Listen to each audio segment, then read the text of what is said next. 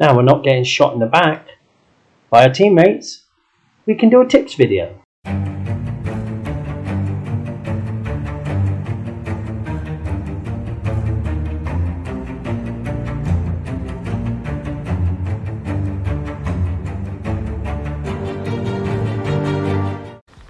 A month ago, the tip would have been kill all 4 of your teammates before one of them killed you, then fight the enemy team 5v1 and hope that you're good enough.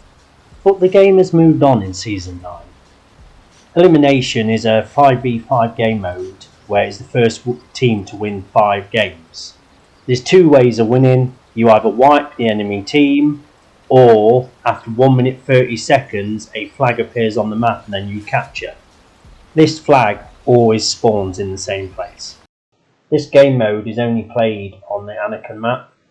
Each small elimination map is just a direct uplift from an area on the large encounters Anakin map. And we get to team up with Switch players. Have a look at this controller, Switch players. There is a fire button on there, please use it. At this moment in time, Xbox players kind of feel like this.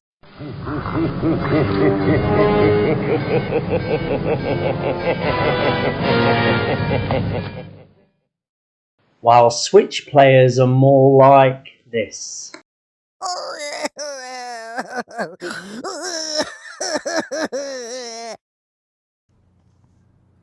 So if you want some tips how to top the leaderboard, get as many crates as possible, and win as many elimination encounters as possible, please continue watching the video.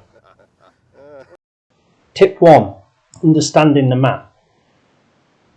It doesn't matter what map it is, the thought process should always be the same.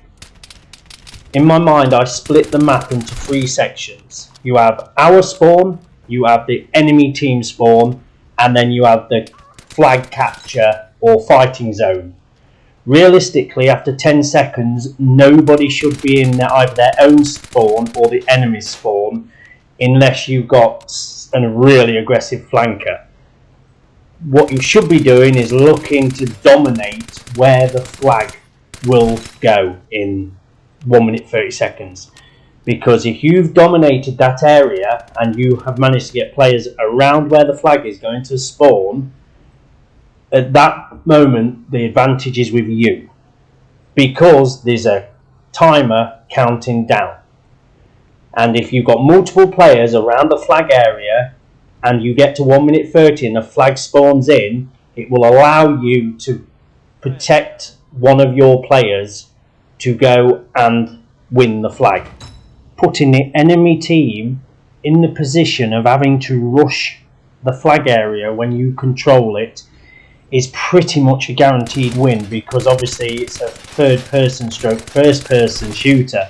So if you're having to rush across open ground towards a doorway, a house, or even crates and pallets, chances are somebody's going to be third person peeking and they're going to drill you.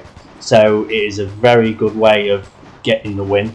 Even if you're an aggressive flanker, you need to keep an eye on that countdown, because sometimes when you flank, you end up, somebody's coming the same way from the opposite team, you end up getting a prolonged firefight with nobody scoring the kill. While you don't want to be all the way out on a flank of a map with 10 seconds left to go on that timer. So at some point, when it becomes clear you're not going to get the kill, you need to back off, retreat, and then go towards where the flag's going to spawn. Don't just get caught up in a long drawn out gunfight and having to run in to help your teammates on the flag. Learning where the peak power positions are on every map is very important, especially on Freighter. There is several absolute key locations that your team wants to secure. Tip number 2. Using your loadout correctly. Previous to Season 9, the loadouts were pretty much garbage. There's still some garbage ones in Season 9. Crossbow and knife.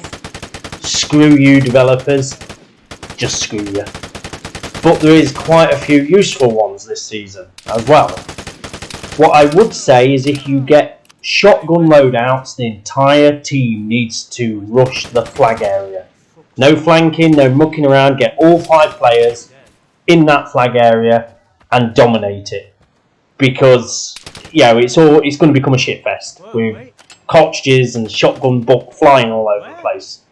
Obviously, if you get some of the better ones, so with the H-bar, with the MP5, you can kind of be more flexible and use different tactics so you can flank. But there's almost no point in a shotgun round, and I'd probably even say an LMG round because of how unreliable they are at distance, of trying to flank. So if everybody's got shotguns, the other team's got shotguns, you need to dominate that flag completely.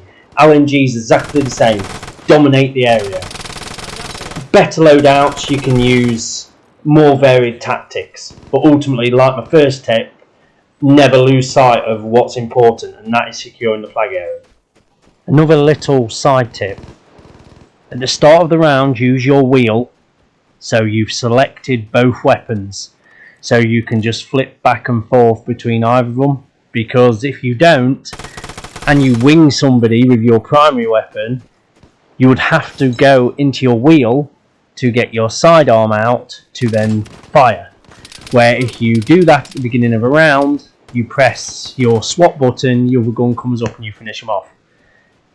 I learnt this through bitter experience.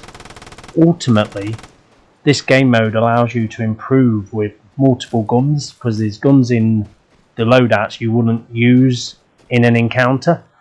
So it does allow you to kind of improve across the board. And moving on from that, tip number 3.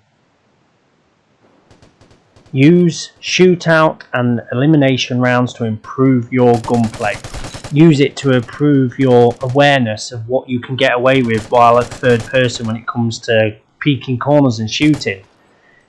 There is no risk to you doing them game modes, unlike the encounter, which is the bread and butter but comes with a risk. If you watch the elimination rounds I've played in, I'm aiming down sight far more than any of my encounters.